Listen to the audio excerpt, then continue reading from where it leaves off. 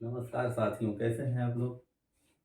तो हम लोग का चैप्टर चल रहा था प्रॉपर्टीज ऑफ फ्लूइड, जिसमें हम लोग कई प्रॉपर्टी पढ़ चुके, डेंसिटी पढ़ चुके, specific weight, specific value, specific gravity और bulk models of elasticity.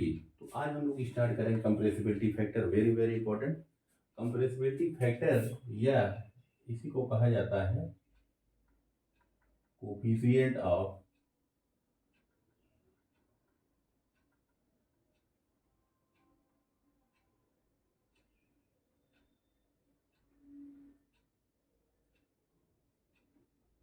Compressibility. ठीक है, कंप्रेसिबिलिटी फैक्टर या कोफिशिएंट ऑफ कंप्रेसिबिलिटी एक ही बात है। तो इसको हम लोग देखते हैं, इम्पोर्टेंट है। और यहाँ से देखिए हमारा एक ये कंसेप्ट आएगा कि फ्लूइड हमारा किस कंडीशन में इनकम्प्रेसिबल होगा और किस कंडीशन में कंप्रेसिबल होगा। ठीक है, हम लोग प्रूव करके देखेंगे यहाँ पर। तो बल्क मॉडल्स हम लोगों ने जब पढ़ा था, मॉडल्स ऑफ इलास्टिसिटी, तो वहाँ पर हम लोगों ने देखा था कि जो के होता है वो रेशियो है डायरेक्ट स्ट्रेस और वॉल्यूमेट्रिक स्ट्रेन का रेशियो को हम लोग क्या कहते हैं, बल्क मॉडल्स कहते हैं। ठीक है, तो ये जो इसका डिफिनीशन है कंप्रेसिबिलिटी फैक्टर या कोफिशिएंट ऑफ कंप्रेसिबिलिटी, आप ऊपर नोट इसको नोट कर लीजिए, ये कोफिशिएंट आप जो लिखा है इसको मिटा दें थोड़ा। ठीक है,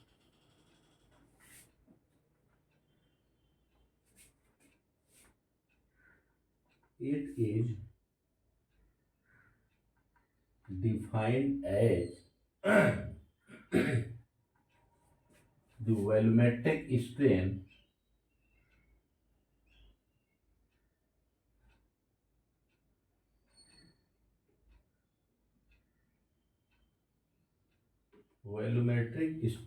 per unit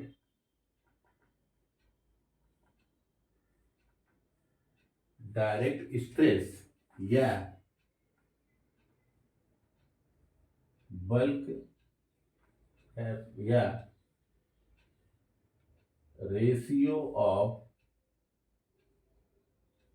bulk strain to the bulk stress, ये पढ़ चुके हैं हम लोग।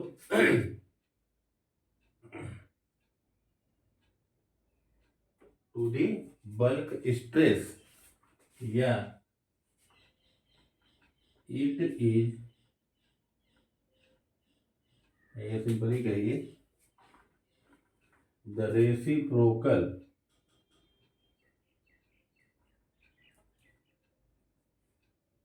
ब्रैकेट में लिख लीजिए inverse, the reciprocal of bulk modulus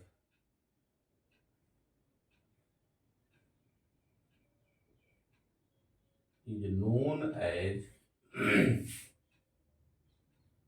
compressibility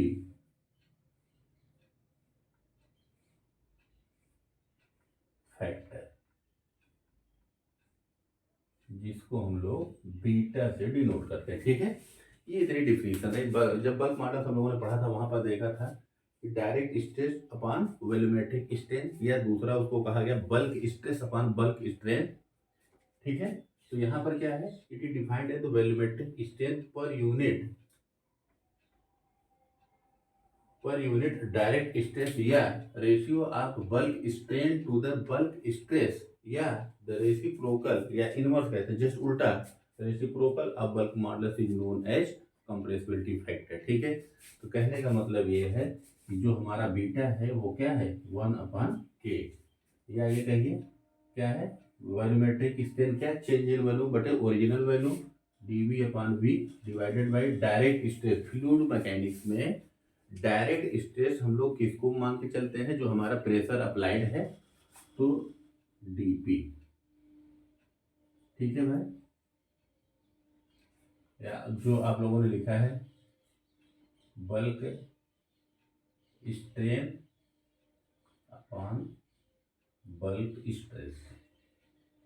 ठीक है, ये तो रहा फार्मूला। ऑब्जेक्टिव क्वेश्चन आपका यहाँ तक भी आता है, कई कई बार सवाल आ चुका है। ये थोड़ा सा एक नया टर्म है इसमें, तो अब क्या है कि क्वेश्चन थोड़ा सा अच्छा बनाने के लिए आप डायरेक्ट स्ट्रेन की मतलब वॉल्यूमेट्रिक स्ट्रेन की जगह न लेकर के बल्क स्ट्रेन लिख देगा, डायरेक्ट स्ट्रेस की जगह बल्क स्ट्रेस लिख देगा।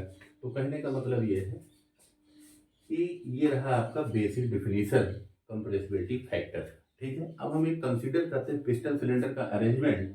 उसमें मान लीजिए हमने कहा गैस दिया। अब पिस्टन सिलेंडर एक क्लोज अरेंजमेंट होता है, ठीक है। तो उसके अंदर जो फ्लूइड होगा हमारा, जाहिर सी बात है कैसा होना चाहिए, लिक्विड होगा या gas.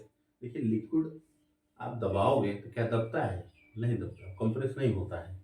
Very very high pressure पर माइन्यूट प्रेशर वॉल्यूम चेंज होता है। तो यहाँ पर हम लोग जो लीक फ्लूइड लेंगे वो हमारा गैस होगा, गैस को हम कंप्रेस कर सकते हैं। तो ये पिस्टन सिलेंडर का अरेंजमेंट हम लोग बनाते हैं, उसमें देखते हैं कि ये कंप्रेसिबिलिटी फैक्टर बीटा का मान कितना आ रहा है। ठीक है, वेरी वेरी इंपॉर्टेंट। ये डायरेक्ट फार्मूला आपका यूट्यूब क्वेश्चन में आ चुका है। ठीक है, तो इसको नोट कर लीजिए।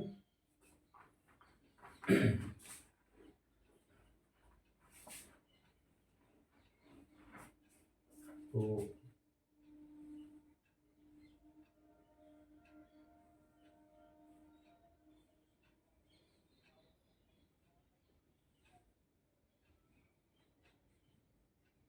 ये हमारा सिलेंडर है और ये पिस्टन।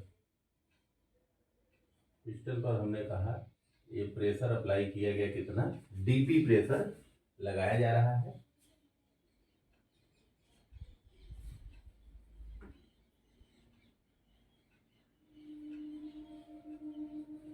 कितना प्रेशर लगाया गया भाई?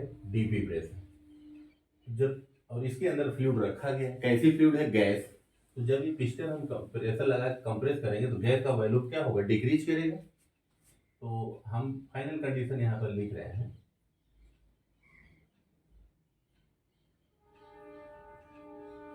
ठीक है, ये वॉल्यूम में कितना चेंजिंग हो गया? डीवी। इनिशियल वॉल्यूम क्या रहा होगा भाई? वी। और ये गैस के मॉलिक्यूल पास पास आ गए होंगे, क्योंकि पहले ज्यादा वॉल्यूम में कवर कर रहे होंगे इसके मॉलिक्यूल, अब ये पास पास आ गए। ठीक, तो इनिशियल वॉल्यूम कितना है भाई? देखिए ये क्या है? पिस्टन। और ये क्या है हमारा? सिलेंडर। तो पिस्टन सिलेंडर का अरेंजमेंट हो गया, एक क्लोज सिस्टम हो गया। इसके अंदर केवल एनर्जी का चेंज होगा, मास में कोई परिवर्तन नहीं होगा। तो इनिशियल वॉल्यूम हमने मान लिया कितना है? वी है। अब ये क्वांटिटी कितनी हो जा रही होगी? V dash. मान लेता है हम कि आफ्टर अप्लाई प्रेशर डीपी, या उसी को हम लोग क्या कह रहे हैं? Direct stress. वॉल्यूम कितना चेंज हो गया? मतलब कहाँ तक पहुंच गया? V dash.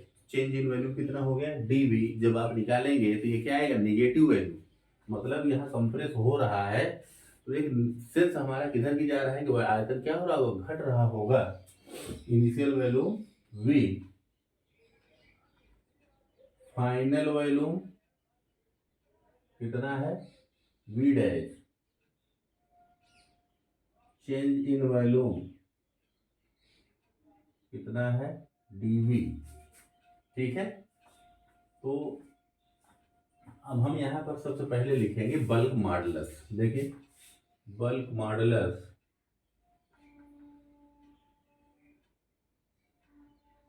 के, बल्क मॉडुलस के बराबर क्या होता है भाई? Direct stress upon volumetric strain. तो डायरेक्ट स्ट्रेस यहाँ पर स्ट्रेस के तौर पर क्या लगाया जा रहा है? क्या लगाया जा रहा है? DP pressure. DP volumetric strain कितना है? ठीक, अब यहाँ पर एक चीज ध्यान देने वाली बात है। देखिए बल्क मॉडुलस हो, कंप्रेसिबिलिटी फैक्टर हो, मॉडुलस ऑफ रिजिडिटी हो, ये जो कांस्टेंट पैरामीटर हैं ये कभी निगेटिव नहीं हो सकते। मतलब ये निगेटिव यहाँ नहीं होना चाहिए। लेकिन जब हम न्यूमेरिकल सॉल्व करेंगे, यहाँ से आप देखिए जब डीवी का मान आप रखेंगे तो क्या आएगा? निगेटिव आएगा। तो के का मान तो निगेटिव हो जाएगा। होगा कि नहीं होगा? इसलिए क्योंकि ये कभी निगेटिव हो नहीं सकता, इसलिए हमको अभी यहाँ पर निगेटिव माइनस माइनस चिन्ह लगाना पड़ेगा। और वैसे क्यों लगाना पड़ेगा? क्योंकि हम लोग यहाँ पर जो एक तरीके से कह सकते हैं डायरेक्ट स्ट्रेस जो है वो कैसा है, टेंसाइल है कि कंप्रेसिव है, कंप्रेसिव है। कंप्रेसिव लगाएं तो वैल्यू नेगेटिव आती है, तो माइनस साइन हमने ले लिए। अब जब हम न्यूमेरिकल सॉल्व करेंगे तो जो डीवी का मान रखेंगे तो ये आएगा माइनस, और माइनस पहले से है तो माइनस माइनस क्या हो जाएगा, प्लस हो जाएगा, तो के का मान क्या आ जाएगा, पॉजिटिव। ठीक है, तो ये रहा नेगेटिव साइन क्यों आ रहा है। ठीक है, ठीक, इसको आप ध्यान दीजिएगा, नेगेटिव साइन क्यों हमने लिखा है, क्योंकि बल्क मॉडुलस का मान नेगेटिव नहीं हो सकता। नेचर यहाँ पर देखो डायरेक्ट स्टेज जो है वो कंप्रेसिव टाइप का है, इसलिए हमने यहाँ पर नेगेटिव लिख दिया पहले से। वैल्यू जब लिखेंगे, न्यूमेरिकल वैल्यू लिखेंगे तो माइनस आएगा, वो माइनस और ये माइनस प्लस हो जाएगा। ठीक है, तो यहाँ पे लिख ही देते हैं, कंप्रेसिव जो डायरेक्ट स्ट्रेस लगाया जा रहा है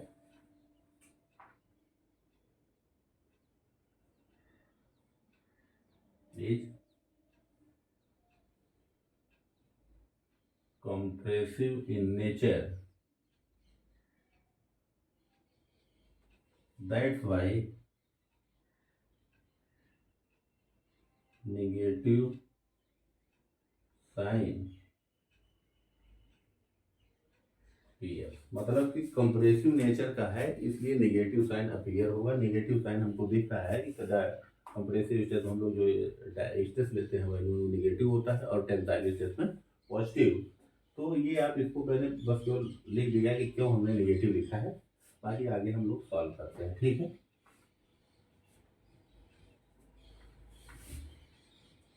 नोट कर लिया आपने। अब यहाँ पर देखिए, हम लोग जानते हैं वी नो दैट रो बराबर क्या होता है, एम अपान वी। ठीक है, mass per unit volume is known as density. तो यहाँ से अगर हम लोग देखें रो इंटू वी बराबर क्या आएगा, एम। अब ये सिलेंडर के अंदर जितनी मात्रा होगी क्या उसके एम के ऊपर कोई प्रभाव पड़ेगा, नहीं पड़ेगा। क्यों, क्योंकि वो तो क्लोज सिस्टम है भाई, गैस की मात्रा इधर उधर जा नहीं सकती। मतलब एम क्या है, एम है कांस्टेंट। ठीक है, तो क्या ये लिख सकते हैं रो इंटू वी बराबर कांस्टेंट, हमेशा डेंसिटी और वॉल्यूम का गुणनफल किसके बराबर आएगा, कांस्टेंट के आएगा, किसमें, क्लोज सिस्टम में। ठीक है, इसको हमने समीकरण एक कह दिया, जो के बराबर आया फार्मूला हमारा उसको कह दिया समीकरण एक। अब देखिए यहाँ पर दो फंक्शन का गुणनफल किसके बराबर आ रहा है, कांस्टेंट के। दोनों पैरामीटर यहाँ पर वेरिएबल है, डेंसिटी भी बदल रही है और वॉल्यूम बदल रही है। वॉल्यूम कम हो रहा है तो डेंसिटी क्या हो रही होगी, बढ़ रही होगी, मॉलिक्यूल पास पास आ रहे होंगे। तो अगर इसका अवकलन दिया जाए, हम लोग पढ़े हैं दो फंक्शन का अवकलन हम लोग कैसे करते हैं, एक फंक्शन का अवकलन, एक पहले फंक्शन को कांस्टेंट के इसका अवकलन प्लस इसको कांस्टेंट करेंगे इसका अवकलन बराबर जीरो, कांस्टेंट का डिफरेंशिएशन जीरो। तो यहाँ पर हम लोग करेंगे किस प्रकार से करेंगे, देखिए by exact differentiation. Exact differentiation हो चाहे जैसा भी हो, कुल मिला करके हम लोग जैसे पहले करते आए D Y by D X, हमको वहां पर ये नहीं करना है। यहाँ पर हम लोग एग्जैक्ट कैसे करेंगे, ये देखिए कैसे होता है, रो को छोड़ा डी वी, ठीक है, प्लस रो को छोड़े डी रो, कांस्टेंट का अवकलन जीरो। ठीक है, प्लस को उधर ले जाइए, रो इंटू डी वी बराबर minus V into D rho. यहाँ से हमें क्या मिल जाएगा, minus D V upon V बराबर डी रो अपान रो। ठीक है, ये वैल्यू यहाँ से मिल गई, और समीकरण एक में minus D V upon V है, इसको हम लोग क्या करें, हटा दें। ये वैल्यू उठा करके हम लोग कहाँ रख दें, समीकरण एक में। Minus D V upon V का मान समीकरण एक में रखने पर put the value of minus D V upon V in equation one, we get क्या मिलेगा,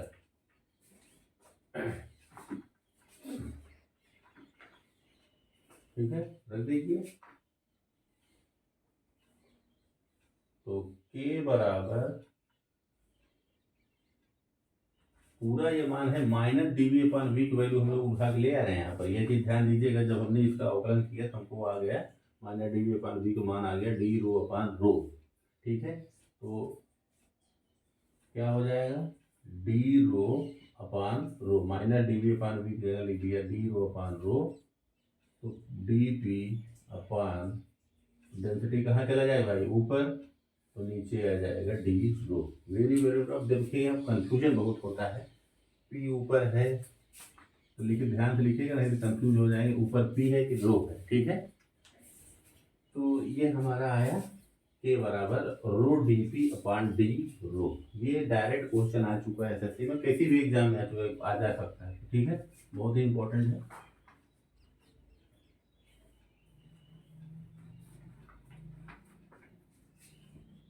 तो के बराबर आया रो डी पी अपान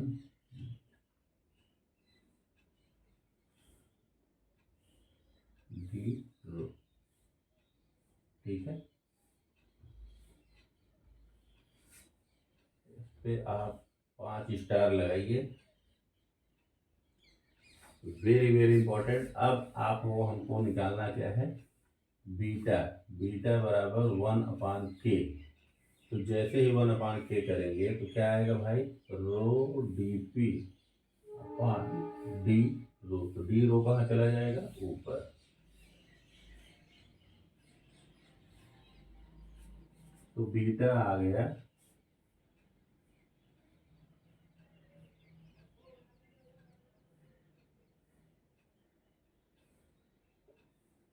ठीक, ये भी एक इम्पोर्टेंट पैरामीटर आ गया हमको। ठीक है, तो नोट डाल करके बाकायदे आप इसको मेंशन कर लीजिएगा। नेक्स्ट पॉइंट है, अब हम कंडीशन लगाएंगे। देखिए बीटा बराबर हमको मिल गया, ठीक है, डी रो अपान डी पी। अगर एक तरीके से इसको ऐसा लिखा जाए, बीटा बराबर 1/रो डी रो अपान डी पी लिख सकते हैं, क्योंकि ये नीचे क्या है, रो मल्टीप्लाई है। कहने का मतलब यह है, ये क्या है, change of density with respect to pressure. जैसे अगर ये लिखा है कि D Y by D X, ये क्या है, वाई का अवकलन किसके सापेक्ष में, एक्स के सापेक्ष। ठीक है, तो यहाँ पर प्रेशर का जो डेंसिटी का अवकलन किया आपने किसके सापेक्ष, प्रेशर के सापेक्ष। मतलब कि डेंसिटी चेंज देख रहे हैं किसके सापेक्ष, प्रेशर के सापेक्ष, किसी रिस्पेक्ट में, प्रेशर के। मतलब प्रेशर अप्लाई करेंगे तो डेंसिटी पर क्या परिवर्तन होगा। ठीक है, ये रिजल्ट आप नोट कर लिए होंगे। अब हम यहाँ पर केस लिखें, इसको नोट कर लीजिए, मैं मिटा देता हूँ। ठीक है,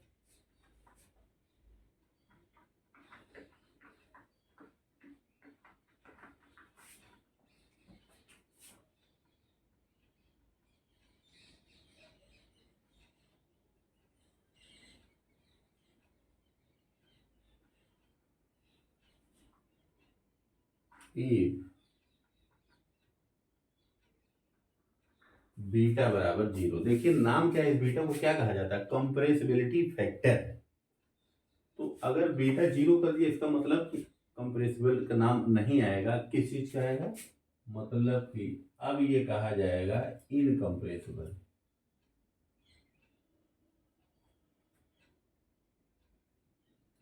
कहा जाएगा नहीं कहा जाएगा, कंप्रेसिबिलिटी जब बीटा का कुछ वैल्यू रहता तब तो हम उसको कंप्रेसिबिलिटी कहते हैं। वो मान अगर 0 हो गया तो अब क्या हो गया, वो इनकंप्रेसिबल हो गया। मतलब कहने का बीटा बराबर अगर 0 हम लोग प्रूव कर दें, मान लिया कि अगर बीटा 0 है तो वो फ्लूइड कैसा होगा, इनकंप्रेसिबल होगा। ठीक है, अगर ये बीटा बराबर 0 है तो यहाँ से क्या है कंडीशन, इसको देखते हैं, 1/रो डी रो अपान डी पी, ये बराबर 0 होगा। ठीक है, क्या, देखिए रो का मान कभी भी 0 नहीं हो सकता। हो सकता है क्या, नहीं हो सकता। मान लीजिए हमने कहा कि डेंसिटी 0, डेंसिटी 0 अगर कर दिए तो 1/0, मान लीजिए थोड़ी देर के लिए माना रो बराबर 0, तो डी रो अपान 0 इंटू डी पी क्या आएगा, डी रो अपान 0 बराबर इन्फिनिटी। तो फिर कोई मतलब नहीं, बीटा बराबर क्या है गया, इन्फिनिटी, कंप्रेसिबिलिटी फैक्टर तो माना आ गया इन्फिनिटी, ठीक है। तो इस चीज़ का कोई सेंस नहीं है। तो इसका मतलब और ये यूनिवर्सल ट्रूथ है कि डेंसिटी हम यहाँ पर जीरो नहीं कर सकते, डेंसिटी जीरो नहीं हो सकता, इसको नोट कर लीजिएगा आप लोग, ठीक है। तो डेंसिटी जीरो नहीं होगा चूंकि, तो इसलिए कौन सा पहले मिले, क्योंकि ये पूरा इक्वल टू किसके है, जीरो के, कोई ना कोई तो जीरो होगा तभी पूरा जीरो आएगा। तो 1/0 नहीं, ये जीरो नहीं होगा, तो इसका मतलब कि D rho upon D P ये किसके बराबर होगा, जीरो के होगा। अगर ये जीरो होगा तो आप देखिए यहाँ पर प्रेशर के सापेक्ष जो डेंसिटी का परिवर्तन है वो क्या है, जीरो। इसका मतलब क्या रहा होगा, डी रो रहा होगा कांस्टेंट, कांस्टेंट डी रो बराबर जीरो होगा, रो बराबर क्या रहा होगा, कांस्टेंट रहा होगा। जब इसी का अवकलन आप पी के सापेक्ष करेंगे डीपी अपॉन डी रो बराबर क्या आ जाएगा, जीरो, क्योंकि कांस्टेंट का अवकलन जीरो। कहने का मतलब यह है कि जैसे ही आपने कहा बीटा बराबर जीरो, तो और वो फ्लूइड का नाम हमने कह दिया कंप्रेसिबल है, इनकम्प्रेसिबल है, इनकम्प्रेसिबल कंडीशन में ये होगा कि डेंसिटी फ्लूइड की क्या होनी चाहिए, कांस्टेंट, क्योंकि हम उसको कंप्रेस नहीं कर पा रहे हैं, कंप्रेस कर नहीं पा रहे हैं।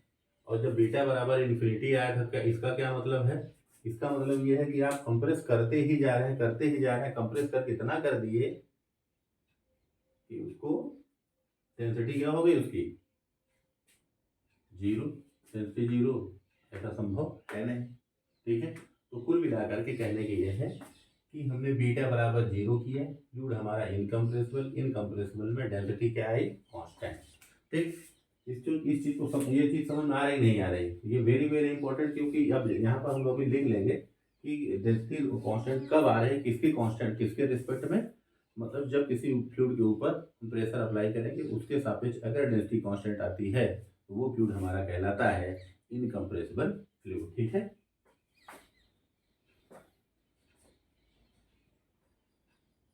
ठीक, तो मिटाए इसको, यहाँ पर थोड़ा सा लिख देते हैं, आपको थोड़ा आसानी रहेगी। बीटा बराबर जीरो तो फ्लूइड इनकम्प्रेसिबल, इनकम्प्रेसिबल फ्लूइड आएगा तो डेंसिटी कांस्टेंट रहेगी, ये चीज एकदम आप याद रख लीजिए, किसके रिस्पेक्ट में। अब ये चीज हम लोग यहाँ पर लिखते हैं, इफ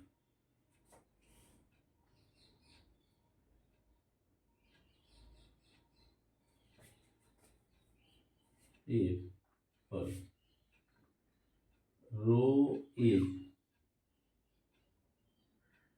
constant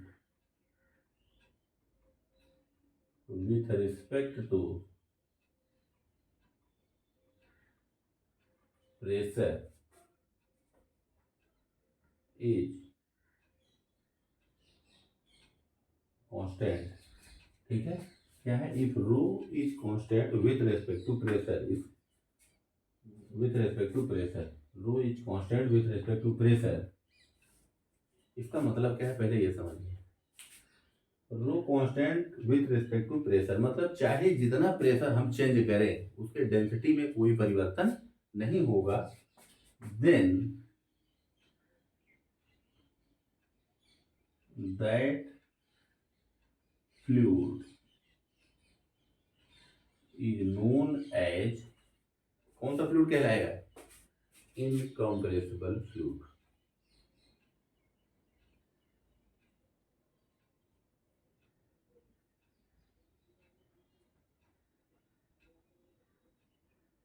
ठीक है। वेरी वेरी इंपॉर्टेंट, इसको नोट में डाल के आप लोग लिखिएगा, ठीक। ये रिजल्ट आ गया हमारा, ये इनकम्प्रेसिबल की कंडीशन हो गई। कहने का मतलब ये है कि यदि रो का मान कांस्टेंट है किसके सापेक्ष, प्रेशर के सापेक्ष, चाहे जितना प्रेशर हम चेंज करें डेंसिटी के ऊपर कोई प्रभाव नहीं पड़ रहा है, तो वो फ्लूइड हमारा कौन सा कहलाया जाएगा, इनकम्प्रेसिबल, असंपीड्य कहते हैं, ठीक है, असंपीड्य फ्लूइड कहते हैं।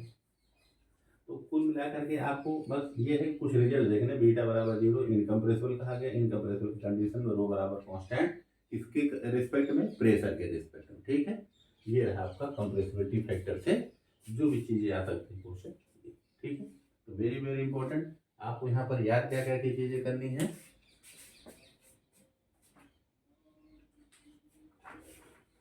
एक तो बीटा बराबर 0 है तो फ्लूइड हमारा इनकम्प्रेसिबल होगा, इस कंडीशन में डेंसिटी हमेशा कांस्टेंट होगी। तो बीटा बराबर कितना आ रहा है भाई, D rho upon rho D P, एक फार्मूला, ठीक है, इसको याद करना है।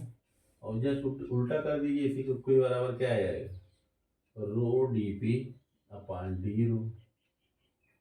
क्यों क्यों कर दिए, क्योंकि बीटा बराबर 1 अपॉन क्यों होता है, ठीक है। जस्ट एक दूसरे के इन्वर्सली प्रोपोर्शनल है तो हम फार्मूला याद कर लेंगे।